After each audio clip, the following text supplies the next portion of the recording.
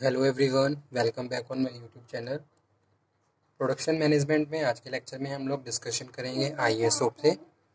Topic related है ISO and the unit is quality management. ठीक है, आईएसओ हमने ऑलरेडी एक लेक्चर इसका डिस्कस कर लिया है। आज के सेशन में हम लोग डिस्कशन करेंगे प्रोसीजर फॉर ऑब्टेनिंग और रजिस्ट्रेशन ऑफ आईएसओ। किस तरीके से आईएसओ का सर्टिफिकेट ऑब्टेन किया जाता है, ठीक है, किस तरीके से रजिस्ट्रेशन किया जाता है, इसका क्या प्रोसीजर है, कौन कौन से रिक्वायर्ड स्टेप्स हैं जिनको फॉलो करने के बाद एक कंपनी आईएसओ से सर्टिफाइड होती है। तो ये डिस्कशन हम आज के इस सेशन में करने वाले हैं और उसी के साथ डिस्कशन करेंगे एडवांटेजेस ऑफ आईएसओ स्टैंडर्ड्स और आईएसओ स्टैंडर्ड्स के कौन कौन से एडवांटेजेस होते हैं। अगर मैं किसी भी एक कंपनी की बात करूं तो अगर कंपनी आईएसओ सर्टिफाइड है तो इसके मतलब कौन कौन सी कंपनी के पास बेनिफिट्स हैं और किस तरीके के एडवांटेजेस ऑर्गेनाइजेशंस फेस करती है। ठीक है, सो लेट्स कवर। सबसे पहले the system and procedures are laid down by NSO as for example in the case of electronic equipment. अगर मैं किसी इलेक्ट्रॉनिक इक्विपमेंट की बात करूं, IEC international electro technical commissions founded in 1906 is affiliated to ISO. IEC headquarters also located in the Geneva. अगर मैं India की बात कर रहा हूँ, in India IEC has recognized STQC, ठीक है, under the Ministry of Science and Technology. So Government of India as the National Supervising Inspectorate NSI to coordinate certifications. तो इसके थ्रू NSI के थ्रू certifications coordinate किए जाते हैं। ठीक है, the procedure of electronic equipment component certifications of ISO in India as the some required steps. First one है preliminary information। ठीक है, तो सबसे पहला जो स्टेप है वो क्या है, वो है प्रीलिमिनरी इंफॉर्मेशन। तो इसमें क्या होता है, company approach STQC for standard package information. ठीक है, तो सबसे पहले कंपनी अप्रोच करती है प्रोसीजर को, रिक्वायर्ड्स जो भी फंक्शंस होते हैं या फिर जो भी एक प्रोसीजर है उसको रिक्वायर्ड किया जाता है। STQC send questionnaires on quality manual, तो और क्वालिटी मैनुअल और क्वेश्चनर सेंड किए जाते हैं and arrange visit and assist company to prepare relevant documents. ठीक है, और फिर इसकी तरह ऑर्गेनाइजेशंस आईएसओ की तरफ से क्या है, कुछ एक्सपर्ट्स जाते हैं, वो मैनुअल्स आपको प्रोवाइड करवाते हैं, क्वालिटी मैनुअल्स, और साथ के साथ विजिट करते हैं और असिस्ट करते हैं कंपनी को किस तरीके से कंपनी आईएसओ के सर्टिफिकेट को अवेल कर सकती है। ठीक है, कौन कौन से डॉक्यूमेंट्स प्रिपेयर करने हैं और किस तरीके से सिस्टम्स अरेंजमेंट करना है ऑर्गेनाइजेशंस में ताकि कंपनी आईएसओ से सर्टिफाइड हो सके।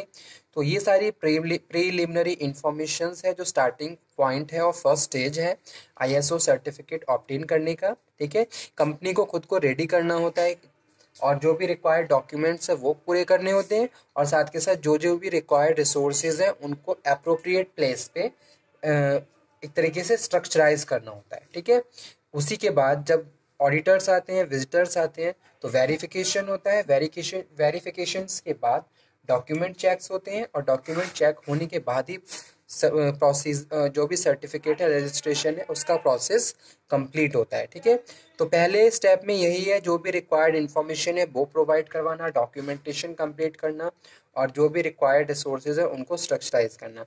सेकंड जो स्टेप है वो है formal application. Formal application in the prescribe form, तो इसके भी प्रिस्क्राइब फॉर्म्स होते हैं जिनको फिल करने के बाद एक एप्लीकेशन फाइल की जाती है and form is prepared by the firm, जो भी फर्म है वो उसको प्रिपेयर करती है और STQC को सेंड किया जाता है वो। ठीक है, उसके बाद fees and documents also send, जो भी रिक्वायर्ड फी है वो डिपॉजिट की जाती है और डॉक्यूमेंट सबमिट किए जाते हैं। तो ये है सेकंड स्टेप का प्रोसीजर। सेकंड स्टेप में जो भी डॉक्यूमेंट्स हैं उनको सबमिट करना होता है according to the prescribe forms और उसके बाद जो भी रिक्वायर्ड फीस है वो डिपॉजिट की जाती है for obtaining registration of ISO international standard organisations, ठीक है। और उसके बाद जो थर्ड प्रोसीजर है वो क्या है, स्क्रीनिंग एंड इवेल्युएशन। तो जो STQC है वो स्क्रीन करती है एप्लीकेशंस को कि भी एप्लीकेशन अप्रोप्रिएट है नहीं, सारी रेलिवेंट इंफॉर्मेशन उसमें फुलफिल है या नहीं है, ठीक है। उसके बाद appoint a lead auditor, auditor को अपॉइंट किया जाता है टू इवेल्युएट द फॉर्म, और वो जाके फॉर्म को इवेल्युएट करती है कि भाई जो भी प्रोसीजर, जो भी सिस्टम है, जो भी स्टैंडर्ड है, उसके हिसाब से डॉक्यूमेंट प्रिपेयर है या नहीं, फॉर्म्स उस हिसाब से प्रिपेयर है या नहीं, ठीक है। कौन कौन से इक्विपमेंट्स इंस्टॉल किए हुए हैं, उसका क्या प्रोसीजर है, ठीक है। और जो भी ISO के स्टैंडर्ड्स हैं उसके हिसाब से ऑर्गेनाइजेशंस रन हो रही है या नहीं हो रही है, ठीक है। क्वालिटी, क्वालिटी स्टैंडर्ड्स में कौन कौन से पॉइंट्स हैं जिनको यूज़ किया गया है, तो ये सारे ऑडिटर्स के द्वारा चेक किए जाते हैं। Lead auditor and auditors carry the quality audits of the firm, quality audits किए जाते हैं। Finalise the conclusion and recommendations, उसके बाद कंक्लूजन और रिकमेंडेशंस दिए जाते हैं, ठीक है। इसके बाद फिर क्या है, फोर्थ नंबर पे है issue first stage approval. One satisfy, एक बार जब वो सेटिस्फेक्शन मिल जाता है, STQC इशू मैन्युफैक्चरर्स अप्रूवल, उसके बाद आपको मैन्युफैक्चर का अप्रूवल्स मिल जाता है, ठीक है। Issue second stage approval, second stage approval में क्या होता है, क्वालिफिकेशन अप्रूवल होता है, कैपेबिलिटी अप्रूवल होता है, grant of ECQ certificate from IEC Geneva और फॉलो अप, उसके बाद क्या होता है, फॉलो अप होता है, ठीक है। तो ये सेकंड स्टेज के कुछ मेन पॉइंट्स हैं जो second issue second stage approval में फॉलो किए जाते हैं। क्वालिफिकेशन अप्रूवल में this is approval issue to manufacturer for an individual equipment of range of equipment and cover design, production method of installations, ठीक है।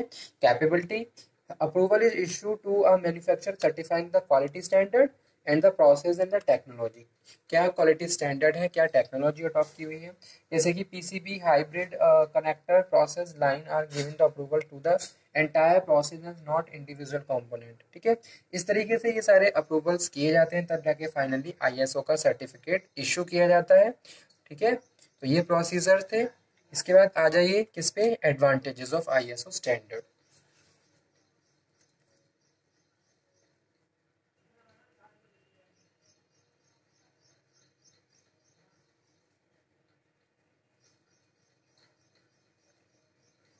कौन कौन से मेन बेनिफिट्स या एडवांटेजेस होते हैं ISO स्टैंडर्ड के।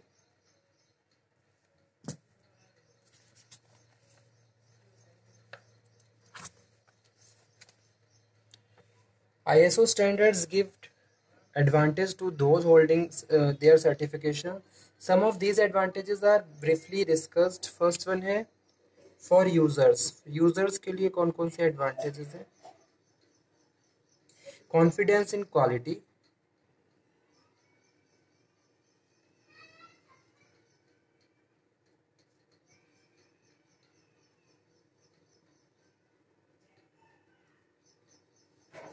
and reliability of product and services received, ठीक है। Economy and competitive price, second है इकोनॉमी एंड कॉम्पिटिटिव प्राइस। उसके बाद नेक्स्ट है एश्योर्ड आफ्टर सेल सर्विसेज, ठीक है। सप्लायर्स के लिए कौन कौन से एडवांटेजेस होते हैं, इजी वेंडर आइडेंटिफिकेशन, वेंडर को आप इजीली आइडेंटिफाई कर सकते हो, जैसे कि document QC 001005 quality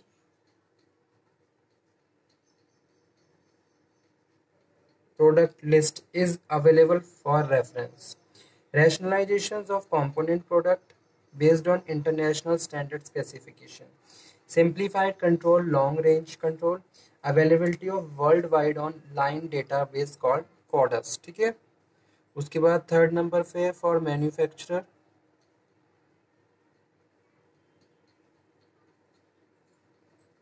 rationalizations of product range, no huge investment in involved goods inspections, no need to have separate vendor identifications, development evaluation process, no multiple agency certifications of quality, cost reduction due to the reduced rework and scraps. Okay, for marketing 4th number पे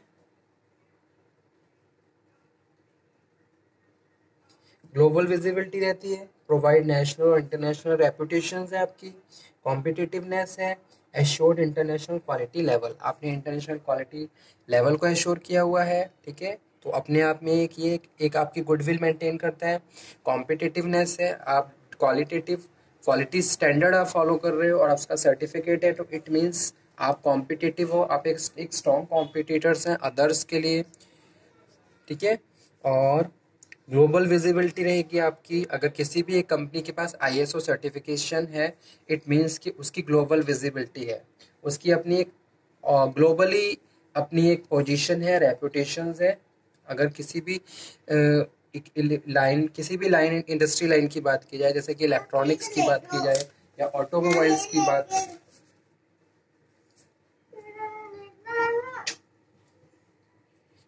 की जाए, ठीक है। तो ये थे advantages of ISO standard और procedure for obtaining registration of ISO। तो ये टॉपिक हमारा यहाँ पे फिनिश हुआ। नेक्स्ट लेक्चर में हम फिर से मिलेंगे और फिर से बात करेंगे एक नए टॉपिक में। ऐसे तो ऑलमोस्ट सारे ही टॉपिक कवर हो चुके हैं, लेकिन ये कुछ एक्स्ट्रा टॉपिक था जो आपको मैंने आज समझा दिया है, ठीक है। इसमें आगे हम और डिस्कस कर लेंगे ISO 9000 को और ISO 9000 सिक्स सिग्मा क्या है, ISO 9000 2000 क्या है, ठीक है। So okay student, thank you very much.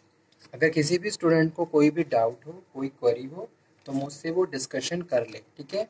जो भी क्वेश्चंस उसके प्रॉब्लम्स हैं उनको टाइम पे आप सॉर्ट आउट कर लीजिए। Thank you.